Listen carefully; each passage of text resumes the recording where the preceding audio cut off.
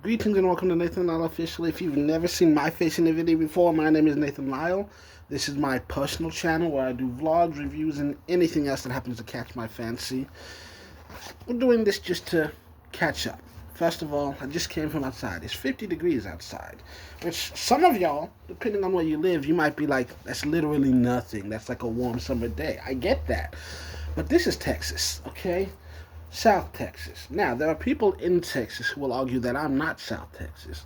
Because, like, we're in, like, the northernmost part of the southern half of Texas. So we're, like, we're mid. In every sense of the way. We're mid. But officially recognized as South Texas. And the point I'm trying to make is, when I was a kid, I used to joke, Texas only has 2 seasons. We got 9 months of summer and 3 months of spring. Like, so but now, like, we're having 50-degree days, and that's starting to feel more normal. And we have a cold front coming this weekend. We're going to have a lot of freezing temperatures.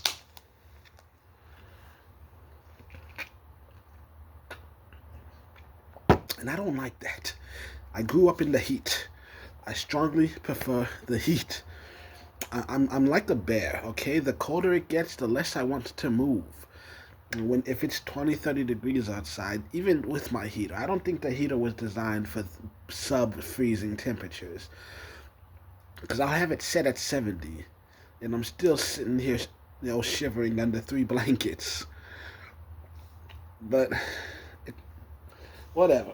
The point is, anyone who thinks climate change isn't real, more than likely it's because you're choosing to believe the people who are lying to you. Because the people in charge, they know it's real. They've known it's real for decades, and they choose to ignore it because lining their pockets is more important than actually serving their constituents. But we don't have to get into that today. Today, there's a few things we're going to get into. First of all, Taco Bell's got some new menu items. Let's see, they got a Supreme dip. I don't know if that's, okay, I think this is the salad. They got some new items from like a $3 menu. They got this mini taco salad, which basically looks like the cabana, like if you had the taco cabana bowl. And let's be real, I'm looking at the ingredients here. It's basically just a hard taco. It's a hard taco in a weird shaped shell. It doesn't look that special, but fuck it, it's new, and that's an excuse to buy it. Because I try not to spend money, but sometimes I want stuff. I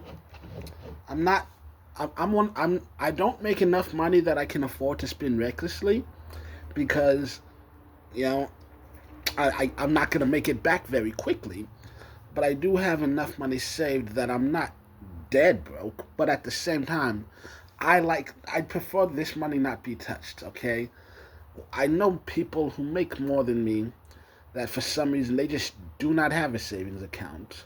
But I am so grateful for my savings account, because there have been multiple times when that savings account literally saved my life. If you weren't here in 2020, I don't know how openly I discussed this on here, but like July 2020, I literally got down, I lost my job, and I was living entirely off my savings account for a few months.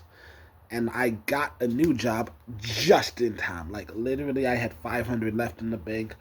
I would not have been able to pay rent next week, at the end of the month.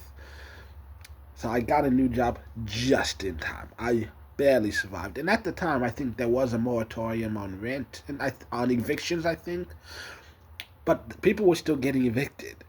And I think the moratorium didn't necessarily protect you from eviction as much as it opened up a legal possibility that, hey, if they do decide to break the law, you have recourse to sue them. But I think a lot of landlords understood that a lot of people don't have the money, the time, the effort for an extended legal battle. And so they were just evicting people anyways. Anyways, let's see what else. We got some chips. Also, for those who don't know, Taco Bell has a sauce. It comes in bottles. As you can see, this one's damn near empty. I get mine at HEB. I don't know if they have it anywhere else. I don't think I've seen it anywhere else. But if you love the Taco Bell sauces, just look for the bottles. They got them. As you can see, damn near empty. I think I'm going shopping next week, so we ain't worried about that. Which one this is? Or like, that's just a gordita. I mean, y'all have seen that before. Ain't nothing new. It's still delicious. And you know what it needs? Some sauce. And you're like, you got the bottle. Why are you using the packets? You see the bottle's damn near empty. The bottle's mostly for when I run out of packets, because I'm packing the packets into my pockets every time I'm at the bell. Let's see what we got here. This new dip for the chips. Ah, man. I don't care, but a lot of people that would be upsetting.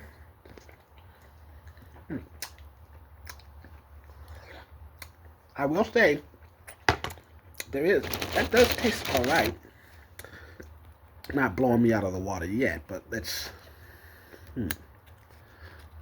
chip brook. But yeah, see, it's got some beef. It's got onions. It's got cheese. Some sour cream. Some tomatoes.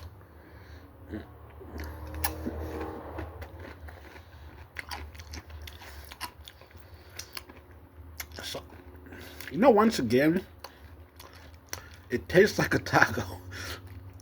I think this is a hard taco, but it's all in a bowl, and you're dipping the shell. That's what this is. I'm not complaining. It's good.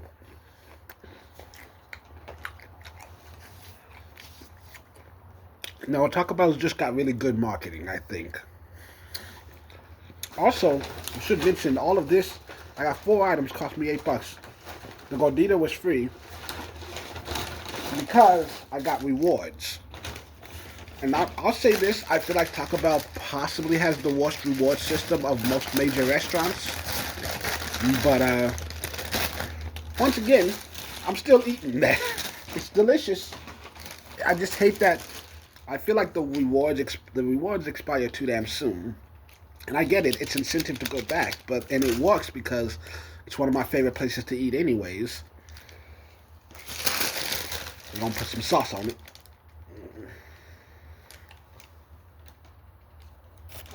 Can't have enough of the sauce. Can't.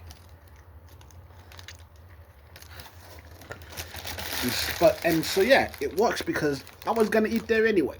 And now, every now and then when I go in, not as often as I used to, but hey, every now and then I'll go in there and also get a bonus item. See, what's this one called again? Beefy potato loaded griller. I mean, on the surface level, you can't really tell much of a difference. It looks pretty much the same as all their other burritos and stuff, but let's take it. First bite.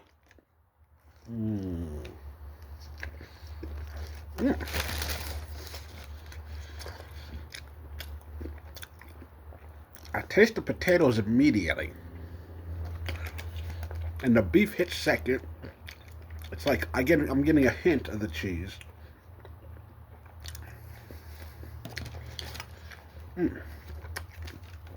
It's got some spice to it. I like it, and I'm not just talking about the sauce that I added. I'm getting some peppery seasoning, it's got some interior spice in addition to because I can taste the sauce, but I'm tasting something else other than that.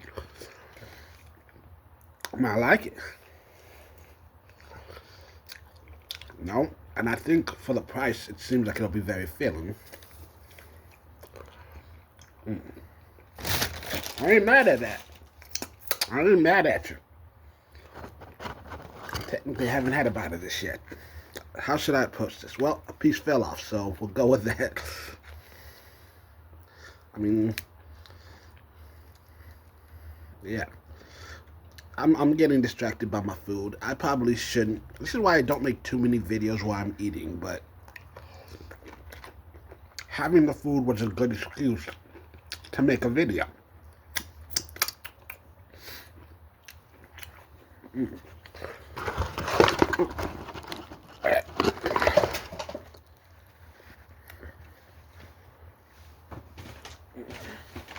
anyways, there's a lot of things I want to talk about. I don't know how much time I'm gonna have because I don't want to sit here for 3 hours. You don't want me to sit here for 3 hours. How the hell has it already been 10 minutes? What the fuck? Anyway, yeah. No funny. Someone asked me the other day, like, if you could have like an unlimited supply of money, what would it be? Like, would you? But like, oh no, no. It was like if you can have an unlimited supply of money, but you lose all your memories. And I immediately was like, done. I'll take it. And they were like, whoa, whoa, whoa, whoa, whoa. You're not even gonna take time to think about it? Nope. Get rid of them. I'll take the money. Because let's be honest, a lot of people say money doesn't solve everything, but like 89% of the problems I have in my life right now would immediately go away if I had money.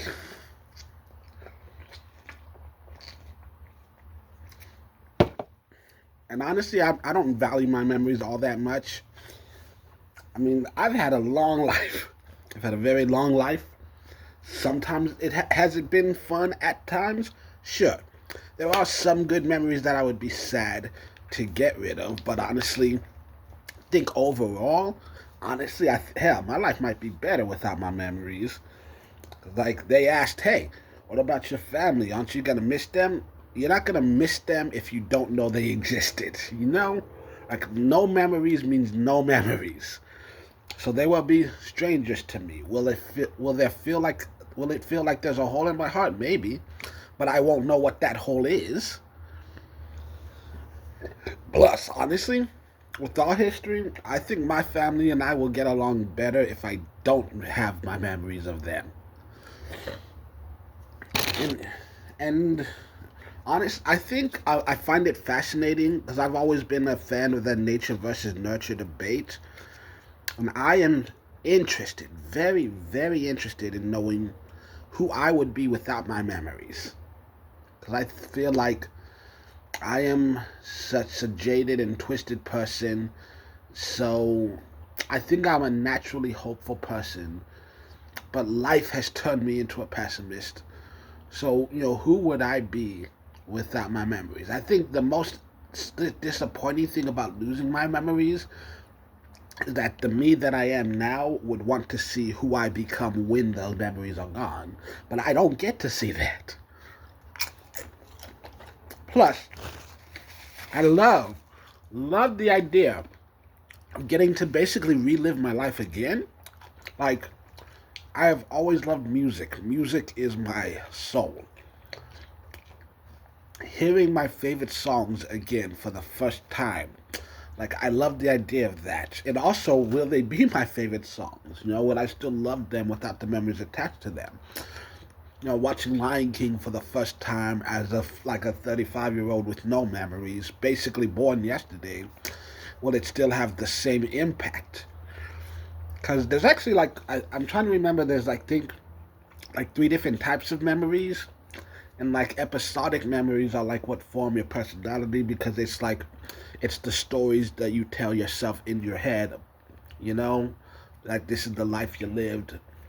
So if I have everything except the episodic memories, will I still have a lot of the same functions and feelings, So that's, honestly, I'd love to lose my memories. The hardest part about losing my memories is not being able to see who I become without my memories.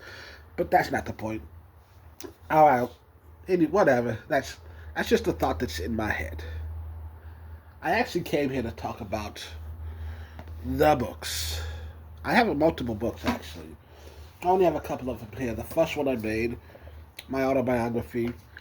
For those of you who weren't here on the long journey, I think I wrote this in 2016. Because I reached the point, I started working on it. It took 6 months.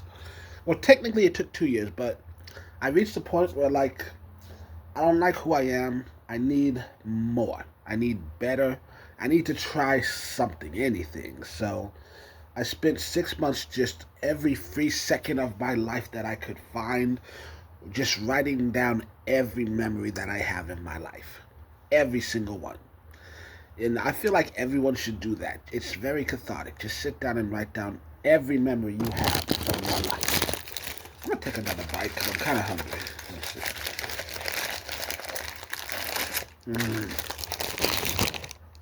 That gordita hits, bro.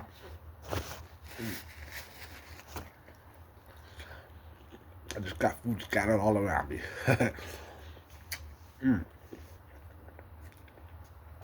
Anyway,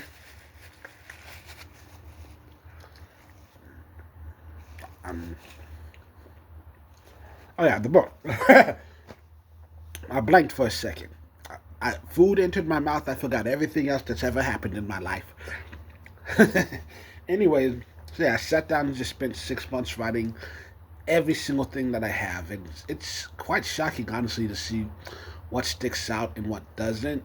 Because there are memories that I thought were like this was the most important thing to ever happen to me. That I finished the first draft, I sat down and I read through it, and I'm like, wait, I didn't even mention this.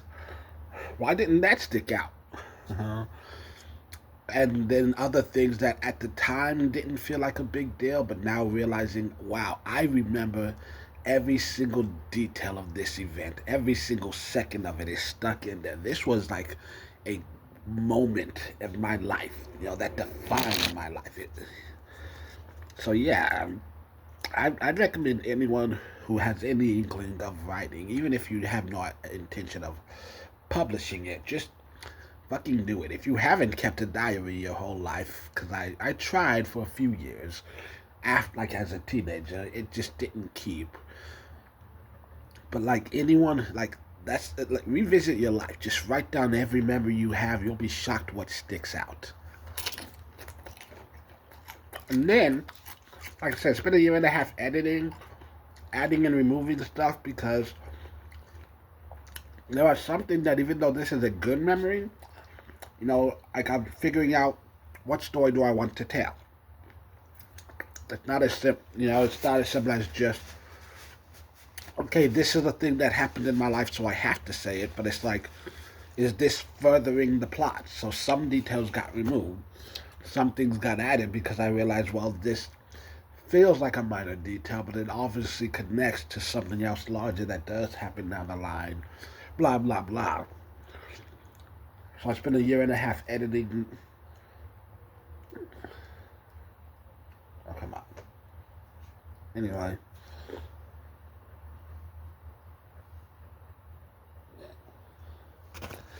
And so anyway, that's that. I wrote an autobiography. It's the first 26 years of my life, everything that I remember about my life from the moment I was born to the moment I decided to write the damn book. And then I have 2 short stories and a comic book. Comic book Toxic. It's on pause now. I think I still have the first 2 editions up somewhere. Not necessarily elite level pictures, but I'm glad it exists. The story's out there, and I'd love to get back to it someday, but someday feels like it might be very far away. It's not something I'm too concerned about. Toxic started as a Spawn fan fiction way back in the 90s. I saw the Spawn live action movie, and I was like, I want to be him. In fact, I was him for Halloween. And then over the years, I was like a decade later when I was 17, I realized this character that I accidentally created has gone through so many iterations. Some, powers were added, some were taken away, personality and stuff. And so at 17, I started officially writing it and like creating his own universe, his own villains, his own allies, crafting the storyline. And like 10 years after that, hey, I finally published a book. It's not the entire book. I've come to terms with the fact that the full storyline as it exists in my head might never end up in print. And that's okay. I mean, I haven't completely given up on it, but it's definitely on pause for the time being.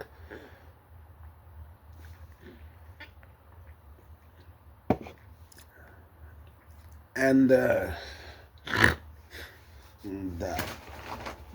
blow my nose for a second.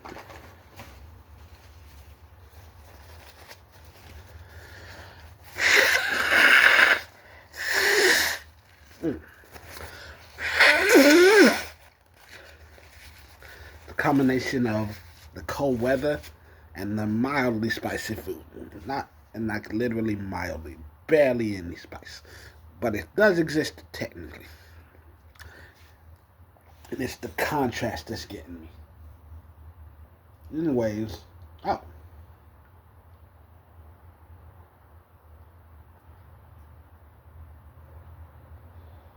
Interesting.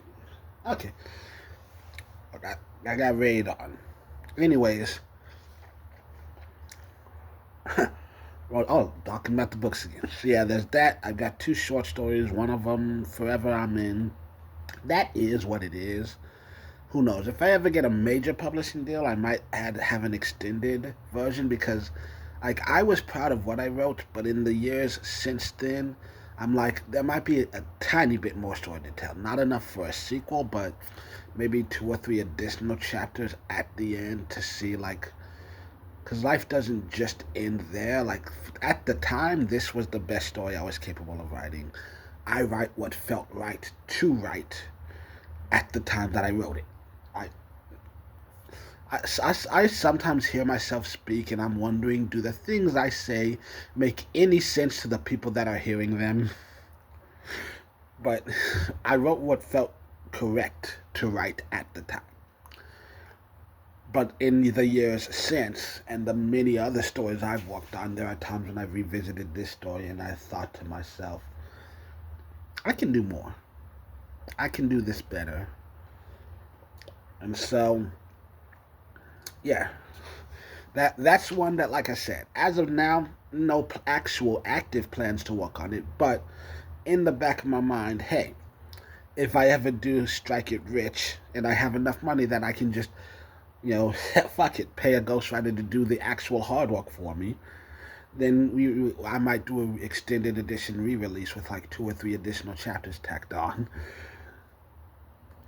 But yeah, that one's a story just about, that was a story entirely from introspective. It was written just on, like, hey, at the time I was in my early 20s and I was thinking, like, I know this isn't accurate to reality, but in my personal life, the majority of times when I hear about people getting cancer, it's usually someone older. And I know it's wrong to say this, to feel this, but like what I thought at the time was like, hey, it makes sense for an old person to get cancer. They're old, they lived their life, they gotta die somehow. But I was thinking, okay, but what if like I, as like a 20-year-old, suddenly get it, like, or one of my close friends suddenly gets it, and we're just starting our lives. We're not ready to die. So like every character in that book is literally just one aspect of my personality personified, just fully embodied. Like, these are the different reactions that I imagine myself having, and it's just like taking each individual reaction and pumping it up to 11 and making it a full-on human. And then the other one, it's called The Marina. It's part of a larger series called The Existence of Chaos, which might never be written just because it's 9 books, and The Marina is chapter 1 of book 1, and book 1 is about 27 chapters as I have it right now, and the Existence of Chaos is kind of, it's Sliders meets Quantum Leap meets Harry Potter with like a hint of Mortal Kombat. It's like, okay, Sliders and Quantum Leap, they got together, they had a baby, and then that baby had a one-night stand with Harry Potter, got knocked up, and then that grandbaby is best friends with Mortal Kombat. We know that the grandbaby is a good kid, but every now and then you can clearly see that Mortal Kombat is having a negative influence. And we don't necessarily want them to be friends, but we also know, like, hey, you don't want to separate people who sincerely love each other. But what? I'm getting too deep into this. I know that like I said, sometimes I wonder if the things I say make any sense to the people who are hearing me say them. I'm telling you in a way that makes sense to my brain. But anyways, yeah, that's The Marina. It's chapter 1 of book 1 of a very long series, which, once again, will never see the light of day. It might. Who knows? We'll see. Like, I can't accurately predict what the future will bring because, honestly, 10 years ago, at the age of 25, I would have told you I will never write a book in my life. I don't have the discipline to sit down and write an entire book. I don't have the desire to sit down and write an entire book. I honestly, to this day, I still don't. I don't like identifying myself as an author. I am not a writer. I am a storyteller who learned how to write because, hey, this is one way to share the stories that I have created, to put them out into the world for people to experience. But I don't have, the love of words, the passion for writing, the passion for language, the desire to sit down with a pen and paper. It's like the actual writing itself is a means to an end. Like, I love the creative part of it, but not the actual writing part. The actual sitting down and typing it. That's just work. So it's hard for me to like really identify with the label of writer. But I do write shit all the time. And by write, I mean like I create it in my head. Like for one thing, well actually, because before we forget, we'll talk about that soon. Well, I'm almost 30 minutes. What the fuck? Just Shy of Serenity. It's the first full-length novel I put out. I don't know how many chapters. It's like 200 pages. Not a lot. Funny thing about this one, the second to last chapter was the first thing I wrote. Like that originally was the entire story. I first conceived of this when I was like a teenager in high school. Because I was 17, I'm getting ready to graduate, and I have a crush on the girl. And the thought into my head of like, hey, maybe find out where she's going to college, apply to all the exact same schools as her. Because hey, if I at least stay in her orbit, that there's at least some potential that maybe someday she'll see that I'm special. I didn't go to college, so clearly I didn't have any follow through. I have a lot of plans, no follow through. But like that's what sparked this. That's the spark that eventually led to 2 years later coming up with this story, which literally started out as like Friend Zone the movie. Like that was originally the first working title. And then, revisiting it years later, it kind of turned into I'm like, I don't like that this is just, someone, he goes to college and then bumps into a girl, instantly falls in love with her. So I'm like, let's make more backstory. Let's have him start in high school. Then I'm like, how far back can we take this? And I'm not going to lie, a lot of things in here, maybe not specific moments, maybe not specific actions that individual characters took, but a whole lot of the stuff in here was at least inspired by real life events and real life people.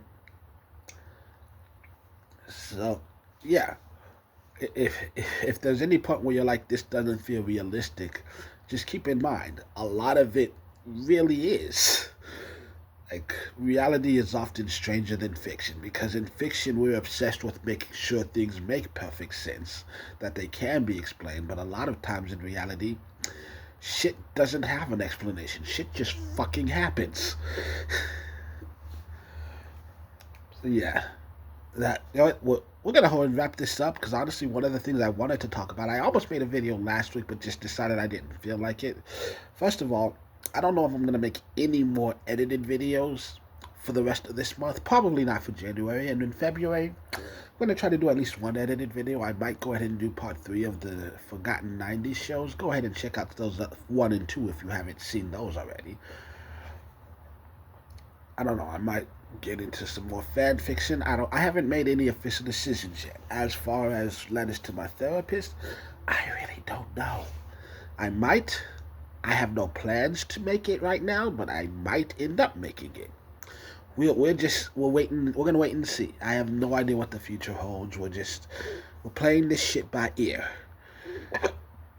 And yeah, that's what's going on with this channel.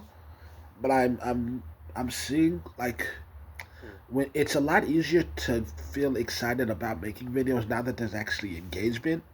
Now that I have a hell of a lot more subscribers, you're watching the videos, you're leaving likes, you're leaving comments. I may not respond that often. I'm not naturally a talkative person. Like, my natural state is like, don't say anything if you don't feel like you're actually adding to the conversation. And other than just saying, yeah, thanks, bro. Like, I can't really think of anything to add to most of the comments you're leaving. It's like, there are times when I want to respond, and I'm just like, I don't feel like what I want to say is important enough to actually be said. It's not worth saying, so don't say it. But, so, I don't know. I am grateful that you're engaging with me, and that wants me to engage more with you. So who knows? I might still do some occasional rants and rambles, some unfiltered responses to like trailers or whatever. There's still stuff that I can put out. I'm gonna start working on some shorts. I know originally I said I wasn't gonna, and it's still not necessarily gonna be like a paramount of this channel. But I'm starting to see the value in some shorts. So I might put a few up. Some of them would just be, hey, let's cut out a little section of this video and just pop it right here. Some of them will be some original shit, but for now, like, shorts are now on the horizon. Don't know what I'm gonna do, don't know when I'm gonna do it, but they can exist somewhere in the future, probably. But anyways, what I was saying before was I actually had an idea to do a fantasy booking of the Royal Rumble. We're not going to go into specific details, but the first thing I want to say is like surprise entrance. A lot of people talk about, people from like AEW or other companies that they want to see make their debut. And I'm like, there are some people I would love to see come back, but there are some people, like, honestly, like Toni Storm, WWE had her. They didn't know what the fuck to do with her. AEW is where she became timeless, and I feel like timeless should always stay in AEW. I don't think WWE knows what to do with timeless Toni Storm. There are certain people like Tony, Harley, Box, MJF. I want them to stay in AEW forever, because I don't think these are two different companies that just do things different ways. And I just feel like they are shining their best right now. I don't want to see them come over here. That's just my personal opinion. But people I do want to see, like in the Women's Royal Rumble, I've thought about all the people, like, I know there are two people who have been injured for a while that it would be great to see them return.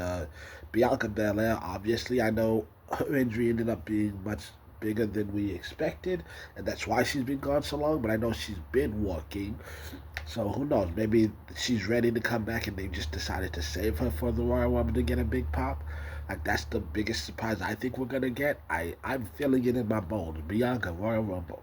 I'd also love to see Zoe Stark return, because she's been gone for a long while, but I've seen her posting workout videos and stuff, so I know she's at least on the road to recovery, and I do miss watching her, so love to see her come back. And it's been discussed since Brie came back.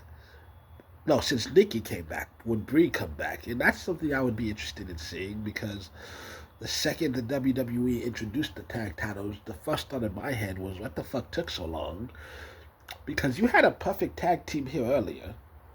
And you can argue about, does the skill set match with the modern day? But if you're a person like me who cares more about storyline and character than actual skill, that's just how I view wrestling. I'm here for the drama. So yeah, fuck it. Let's have Nikki come back, and together Brie. I keep getting them confused. Whatever. We'll have them both be there, and then they eliminate the tag champs, and that starts a feud that leads to them getting a title match. Wouldn't that be cool?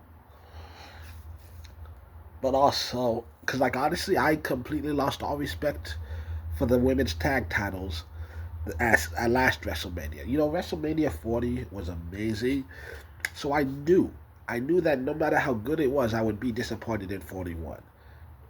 And then 41 ended up being complete and total shit.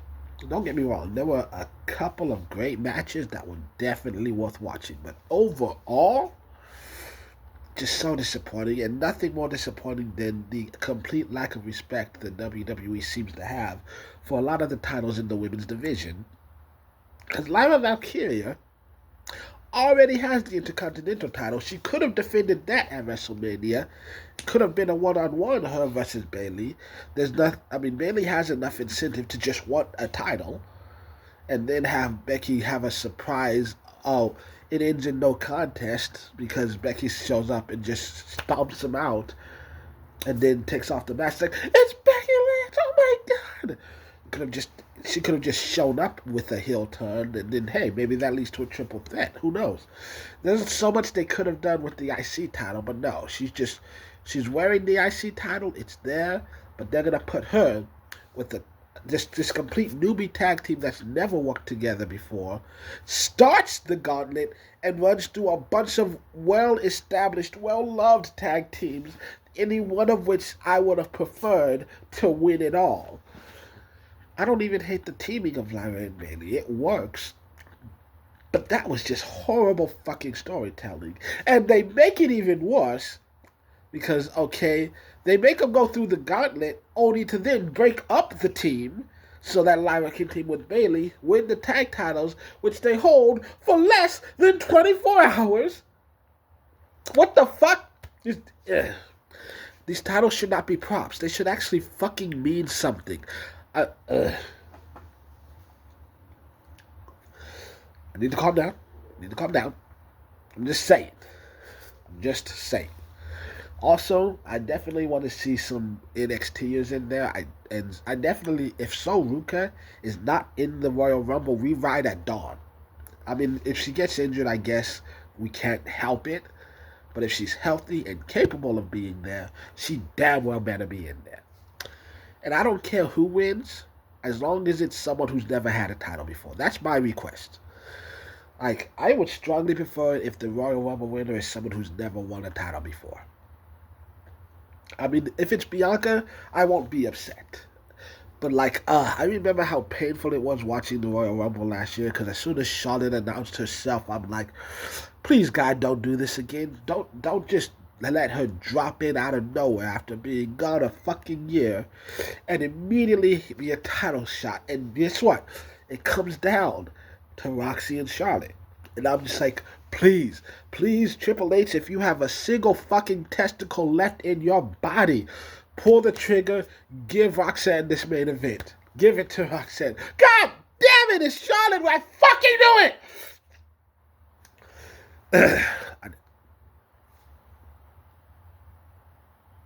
So anyways, let's move on to the men's side. I don't have as much interest in that side. Who knows? I mean, there's a lot of good people out there. I mean, definitely hoping to see, because Cardona is back. I'm hoping to see Nemeth show up. And honestly, if I have one fantasy booking that I would choose, fuck it, Johnny Gargano, because I'm feeling like Johnny Gargano is turning into another Dolph Ziggler. Because Gargano, he's a talented wrestler. He's such a hard worker. He's a company man. He's got the talent. He's got the charisma. He's got the work ethic. And the only thing he's never gotten is the push. And I'm hearing that Ciampa might be leaving the company. He hasn't been on TV in a while. I don't know what's going on there. But if Ciampa is leaving and we don't have DIY, fuck it. Why not give Johnny a push? He deserves it. Johnny would be a great champion. I don't think he should be stuck in mid-card, stuck as a tag team. Let him flourish. At least give him the opportunity, damn it. But anyways, yeah, definitely think we're going to see Trick in there. I don't know too many other... I mean, there's so many people. That's the best and worst thing about the Royal Rumble. There are so many people now. Wrestling just keeps getting bigger and bigger. The world keeps expanding. We might see one or two AAA wrestlers show up. You know, who knows what's really going on. I just can't fucking believe they had a team that literally just formed that night start the gauntlet, run through everyone. Hell, if they had just come out fifth and managed to just get a lucky win, I'd be okay with that. But no, they started, and you try to invest all of this into, oh my God, they won. They worked so hard. They earned it. They deserved it. Running through all of these teams that have been together for fucking years. And then they don't even fight. They don't compete. Then you knock Bayley out and have Becky come back, and they win the title and drop it 24 hours later to a team that doesn't defend it because Liv's gone for 2 weeks.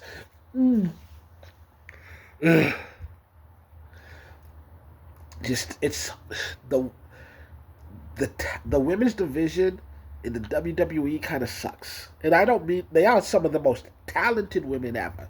Amazing athletes, amazing characters. The titles mean jack shit right now.